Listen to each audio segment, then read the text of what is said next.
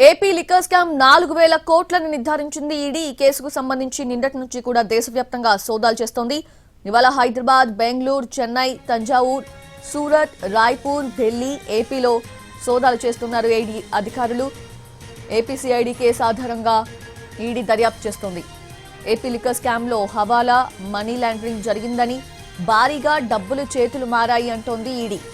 ప్రముఖ బ్రాండ్స్ ని కాదని లోకల్ బ్రాండ్లను ప్రమోట్ చేసి లంచాలు తీసుకున్నారని తెలిపింది. ఇప్పటికే సిట్ ఛార్జ్ షీట్లో ఈ విషయం బయటపడిందని, ప్రతి ఇన్వాయిస్ మీద 20% వసూలు చేశారని ఈడీ అధికారులు తెలిపారు.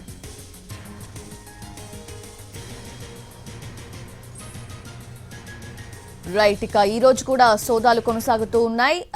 పూర్తి అప్డేట్స్ తెలుసుకుందాము. మా crime input editor Ramesh Vytla అందిస్తారు. Ramesh Vytla, AP liquor scam సంబంధించి 2 రోజుల పాటు ఈడీ అధికారులు దేశవ్యాప్తంగా 20 ప్రాంతాల్లో సోదాలు నిర్వహించారు. అయితే దీనికి సంబంధించి మొత్తంగా 20 ప్రాంతాలకు సంబంధించి సోదాలకు సంబంధించి చూస్తే మొత్తంగా 4,000 కోట్ల రూపాయల వరకు ఫండ్స్ మొత్తంగా నిధుల దుర్వినియోగం జరిగింది. దీంట్లో పెద్ద ఎత్తున 4,000 కోట్ల వరకు స్కామ్ జరిగిందని చెప్పి కూడా ఇప్పుడు ఏదైతే ఆ ఈడీ అధికారికంగా ప్రకటించింది. అయితే మొత్తంగా చూసినట్టయితే దీంట్లో 8 ప్రాంతాల్లో ఇప్పటివరకు సోదాలు చేసినట్టుగా అధికారికంగా ప్రకటించింది. హైదరాబాద్, బెంగళూరు, చెన్నై, తంజావూర్, సూరత్, రాయ్పూర్, ఢిల్లీ ఎన్సీఆర్, ఆంధ్రప్రదేశ్ తో పాటు మొత్తం 20 ప్రాంతాల్లో సోదాలు చేశామని చెప్పడం జరిగింది. అయితే ఏపీ సిఐడి నమోదు చేసిన కేసు ఆధారంగా మేము ఎఫ్ఐఆర్ నమోదు చేశామని చెప్పి, అటు ఈసీఆర్ నమోదు చేశామని చెప్పి ఈడీ పేర్కొంది.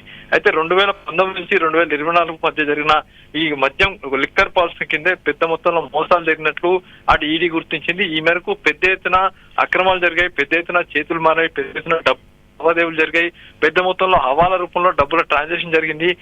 అంతేకాకుండా విదేశాలకు కూడా డబ్బులు మళ్లించారు. ఏకంగా దుబాయ్ కి ఈ డబ్బులు తీసుకువెళ్ళినట్టుగా మేము గుర్తించామని చెప్పి పేర్కొనడం జరిగింది. అంతేకాకుండా పాపులర్ బ్రాండ్స్ అయినా అయితే మెక్డవల్స్ కావచ్చు, రాయల్ స్టార్ కావచ్చు, ఇంపీరియల్ బ్లూ వంటి వాటికి మెయిన్ ఆ బ్రాండ్స్ కి అనుమతించకుండా కిక్ బ్యాక్స్ అంటే వెనుక మొత్తంగా బ్యాక్ ఎండ్ నుంచి కూడా కొన్ని బ్రాండ్లను తయారు చేసి అంటే నకిలీ లిక్కర్ మొత్తాన్ని కూడా ఏపీలో సప్లై చేస్తారు. దీని ద్వారా పెద్ద ఎత్తున కంపెనీలు అటు ప్రభుత్వానికి డబ్బులు ఇచ్చాయని చెప్పి కూడా దీనిలో పేర్కొనడం జరిగింది. అంటే ఆటోమేటిక్ సిస్టమ్ తొలగించి మాన్యువల్ ఆటో సిస్టమ్ మారడం ద్వారా సప్లై వాల్యూలో పెద్ద మొత్తంలో మోసాలు జరిగాయని చెప్పడం జరిగింది. అయితే సిట్ వేసిన ఛార్జ్ షీట్ లో కూడా ఇదే విషయం కూడా స్పష్టమైన పేర్కొనడం జరిగింది. అయితే ప్రతి ఇన్వాయిస్ మీద దాదాపు 20% వరకు కిక్ బ్యాక్ వసూలు చేశారని చెప్పడం జరిగింది.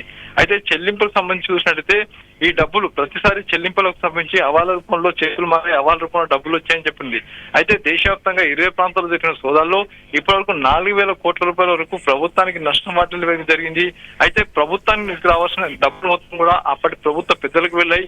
అయితే ఆ డబ్బులు మొత్తంలో చాలా వరకు గత ఎన్నికల్లో వాటిని పెద్ద మొత్తంలో వాడారు. అంతేకాదు కొన్ని వ్యక్తిగత అవసరాలకు వాడారు, కొన్ని డబ్బులకు అటు విదేశాలకు మళ్లించారని చెప్పి పేర్కొనడం జరిగింది. మొత్తంగా చూస్తే ఈడీ జరిపిన 2 రోజుల సోదాల్లో 4,000 కోట్ల రూపాయల వరకు స్కామ్ జరిగింది. ఏపీ లిక్కర్ స్కామ్ అని చెప్పి ఇప్పటికి ఈడీ అధికారికంగా